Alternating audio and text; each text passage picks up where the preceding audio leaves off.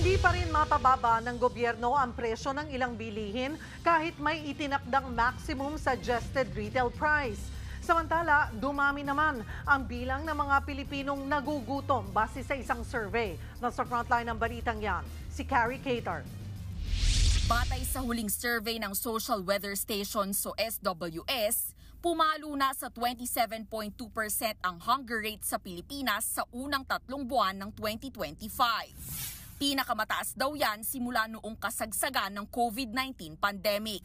Si Tatay Dante nga pilit pinagkakasya ang 600 pesos sa isang araw para sa 6 na miyembro ng kanyang pamilya. Sa mahal daw ng mga bilihin, ilang linggo na rin silang hindi nakakatikim ng karne. Gulay, isda, ang mura. Isda, kita mo, tiwa 100 lang. Ang baboy hindi kaya ang budget.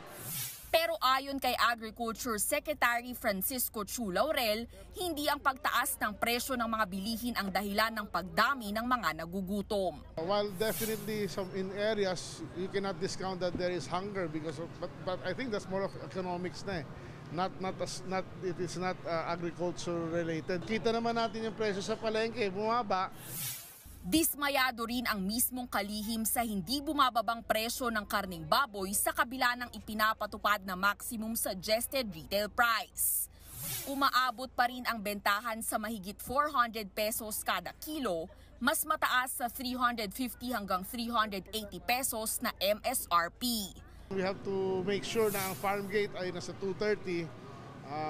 Kung hindi sila susunod, bababa ko pa yun at magkaipitan na kami kung kinakailangan. That is already bordering on profiteering eh.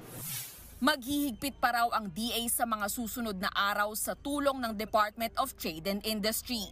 Kung hindi pa rin daw masunod ang MSRP, nagbabala na rin si Laurel na iaakyat na nila ang issue sa Quinta Committee sa Kamara. Pwedeng maparusahan ang mga mapapatunayang nananamantala sa ilalim ng Price Act at Anti-Agricultural Economic Sabotage Law.